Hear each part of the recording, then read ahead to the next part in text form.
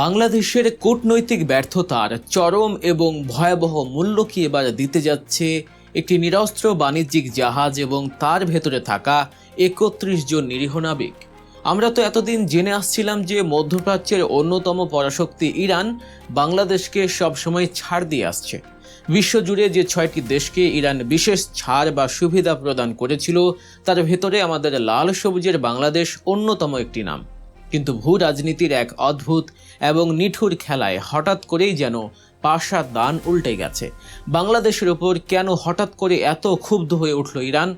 যে রাষ্ট্রটি এতদিন আমাদেরকে বন্ধু রাষ্ট্র হিসেবে দেখে এসেছে, তারা কেন আজ এই ৩১ জন নিরীহ নাবিককে জিম্মি করার মতো পরিস্থিতি তৈরি করছে? কেন আমাদের দেশের জাহাজটিকে কিছুতেই হরমুজ প্রণালী পার হতে দিচ্ছে না? আজকে আমরা এই পুরো ঘটনার আদ্যপান্ত এবং এর পেছনের ভয়ঙ্কর ভূ রাজনৈতিক চক্রান্ত নিয়ে চুলচেরা বিশ্লেষণ করব। তাই পুরো ঘটনা জুড়ে সাথেই থাকুন। এই দম বন্ধ করা ঘটনার শুরুটা জানলে আপনি সত্যি চমকে যাবেন। গত ২ ফেব্রুয়ারি চারপাশে শান্ত পরিবেশের মাঝেই ভারত থেকে পণ্য বোঝাই করে পারস্য উপসাগরে প্রবেশ করেছিল বাংলাদেশ শিপিং কর্পোরেশনের গর্বের জাহাজ বাংলার জয়যাত্রা। কাতার হয়ে ২৭শে ফেব্রুয়ারি যখন জাহাজটি সংযুক্ত আরব আমিরাতের জেবেল আলী বন্দরে গিয়ে পৌঁছায়, ঠিক তার পরদিনই ঘটে যায় সেই ভয়াবহ ঘটনা। যুক্তরাষ্ট্র এবং ইসরায়েল একযোগে ইরানে হামলা চালিয়ে বসে, আর শুরু হয়ে যায় এক ভয়ঙ্কর আঞ্চলিক সংঘাত। এরপরের যুদ্ধের খবর আমরা সংবাদ মাধ্যমের কল্যাণে কম বেশি সবাই জানি, কিন্তু বাংলাদেশের সরকারি বয়ানের সাথে বাস্তবতার যে যোজন যোজন ফারাক, তা কিন্তু এখানেই ধীরে ধীরে স্পষ্ট হতে শুরু করে। সাধারণ মানুষ খোনাক্ষরেও জানে না যে সমুদ্রের ওই উত্তাল ঢেউয়ের আড়ালে একটি গভীর কাঠামো বা ডিপ স্টেট পলিটিক্স কাজ করছে। বর্তমানে ওই অঞ্চলে এক প্রকার যুদ্ধবিরতি চলছে। আন্তর্জাতিক অন্যান্য দেশের জাহাজগুলো কিন্তু শর্ত সাপেক্ষে নিজেদের গন্তব্যে চলাচল করছে, কিন্তু আশ্চর্যের বিষয় হলো বাংলার জয়যাত্রা নামের ওই লাল সবুজের জাহাজটি হরমুজ প্রণালীর কাছাকাছি আসা মাত্রই তেহরান তাদের মুখের ওপর শক্তভাবে দরজা বন্ধ করে দিয়েছে। জাহাজটিকে বাধ্য হয়ে আবার সেই শারজা বন্দরে ফিরে যাওয়ার নির্দেশ দেওয়া হয়েছে। এর সোজা অর্থ হলো ইরান এই জাহাজটিকে কোনোভাবেই হরমুজ প্রণালী পার হতে দেবে না। একবার ভাবুন, চারদিকে যখন মিসাইল আর ড্রোনের মহড়া চলছে, সেই মুহূর্তে বাংলার জয়যাত্রার মতো একটি নিরস্ত্র বাণিজ্যিক জাহাজ এবং সেখানে থাকা ৩১ জন নাবিকের জীবন কতটা মারাত্মক হুমকির মুখে রয়েছে। এখন আপনার মনে একটি অতি স্বাভাবিক প্রশ্ন আসতেই পারে যে কি এমন হলো যে ইরান বিশ্বের এত জাহাজ থাকতে বেছে বেছে শুধু আমাদের বাংলাদেশের জাহাজটিকে টার্গেট করলো? রাশিয়ার বিখ্যাত সংবাদ সংস্থা তাস একটি অত্যন্ত এক্সক্লুসিভ এবং চাঞ্চল্যকর তথ্য প্রকাশ করেছে। তারা তাদের প্রতিবেদনে জানিয়েছে ইসলামী বিপ্লবী গার্ড বাহিনী বা আইআরজিসি তাদের নতুন নিয়ন্ত্রণ কাঠামোর অধীনে প্রতিদিন ১৫টি জাহাজকে হরমুজ প্রণালী দিয়ে যাতায়াতের অনুমতি দিচ্ছে। অর্থাৎ প্রণালীর পথ কিন্তু পুরোপুরি বন্ধ নয়, খোলা আছে।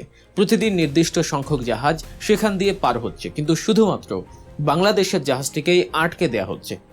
যেখানে বিশ্বের প্রায় পঞ্চমাংশ পরিবাহিত তেল এই নির্দিষ্ট রুট দিয়ে পার হয়, সেখানে একটি নির্দিষ্ট দেশের কার্গো জাহাজকে বেছে বেছে আটকে দেওয়ার অর্থ শুধু অর্থনৈতিক অবরোধ নয়, এটি একটি অত্যন্ত স্পষ্ট, ধারালো এবং সুপরিকল্পিত কূটনৈতিক সিগন্যাল।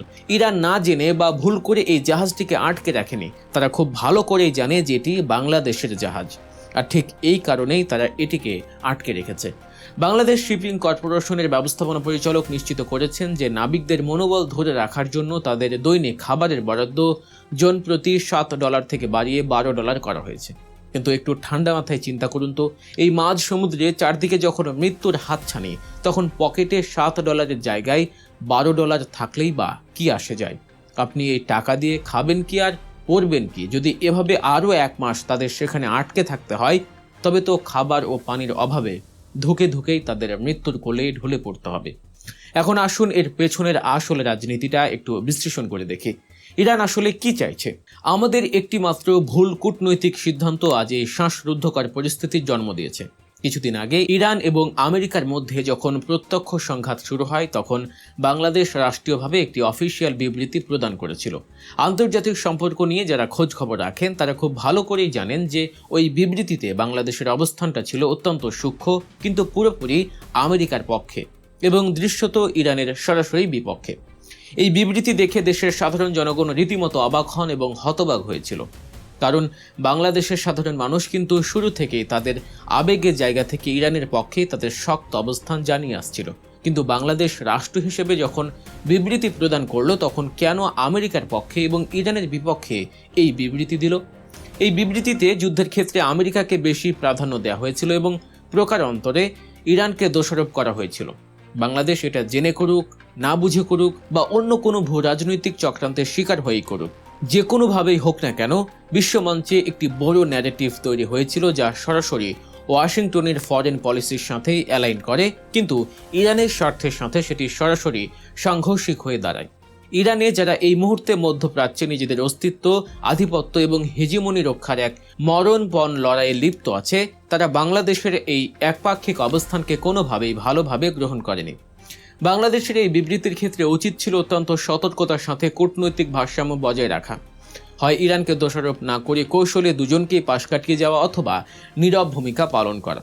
ইরান খুব ভালো করেই জানে যে সামরিকভাবে বাংলাদেশের উপর আঘাত হানার কোনো যৌক্তিকতা বা প্রয়োজন ইরানের নেই, কিন্তু তারা অত্যন্ত চতুরতা এবং বুদ্ধিমত্তার সাথে আইআরজিসির মাধ্যমে হরমুজ প্রণালীর ওই আন্তর্জাতিক চেক পয়েন্ট ব্যবহার করে ঢাকাকে একটি অত্যন্ত শক্ত এবং রূঢ় বার্তা দিচ্ছে। ইরান মূলত চোখে আঙুল দিয়ে বোঝাতে চাইছে যে আপনি আমার নিয়ন্ত্রিত জায়গায় ব্যবহার করবেন, হরমুজ প্রণালী দিয়ে আপনার জাহাজ নিরাপদে নিয়ে যাবেন, আমি আপনাকে অবাধ যাতায়াতের অনুমতি দেব, অথচ আন্তর্জাতিক মঞ্চে যখন বিবৃতি দেওয়ার সময় আসবে তখন আপনি আমার পিঠে ছুরি মেরে আমেরিকার পক্ষ নেবেন। এমন দ্বিমুখী নীতি আর চলবে না। এর মানে হলো ওই ৩১ জন নাবিক এবং বাংলার জয়যাত্রা আজ আর কোনো সাধারণ বাণিজ্যিক জাহাজ নয়, এটি আন্তর্জাতিক রাজনীতির দাবার বোর্ডে একটি অসহায় দাবার গুটিতে পরিণত হয়েছে। ইরান এই গুটি আটকে রেখে বাংলাদেশকে এক কঠোর হুঁশিয়ারি দিয়ে ফেলল। কিন্তু এর চেয়েও বড় সত্যটা কোথায় জানেন? সত্যটা হলো ইরান এখানে শুধু বাংলাদেশকে মেসেজ দিচ্ছে না, তারা এই ঘটনার মাধ্যমে গ্লোবাল সাউথের অন্যান্য দেশগুলোকেও একটি প্রচ্ছন্ন হুমকি বা কড়া বার্তা দিচ্ছে। তারা বুঝিয়ে দিচ্ছে যে ইরানের স্বার্থের বিরুদ্ধে গিয়ে ওয়াশিংটনের হাত ধরলে তার ভয়াবহ পরিণতি প্রতিটি দেশকেই ভোগ করতে হবে। এটি পলিটিক্যাল সাইকোলজি একটি টেক্সট বুক এক্সাম্পল, যার নির্মম শিকার আজ বাংলাদেশ নিজেই। বাংলাদেশ এই বিবৃতি দিয়ে নিজের পায়ে নিজেই কুড়াল মেরেছে। এর মাধ্যমে ইরানের চোখে বাংলাদেশ এখন আর কোনো বন্ধু রাষ্ট্র নয়, বরং একজন সুবিধাবাদী রাষ্ট্র হিসেবেই পরিণত হচ্ছে। এখন সবচেয়ে বড় আক্ষেপের জায়গাটা কোথায় জানেন? বাংলাদেশ যে পুরনো বন্ধু ইরানকে পাশ কাটিয়ে আমেরিকার মন রক্ষা করার জন্য তাদের সমর্থন জোগালো, সেই আমেরিকা এখন কি করছে? পশ্চিমা বিশ্ব কি এখন আমাদের পাশে দাঁড়িয়েছে? তারা কি এই জাহাজের অসহায় নাবিকদের পরিবারের কান্নার কথা একবারও ভাবছে? তারা কি এই জাহাজটিকে সেই মৃত্যুপুরী থেকে নিরাপদে বের করে আনার কোনো কার্যকর পদক্ষেপ নিচ্ছে? উত্তর হলো না।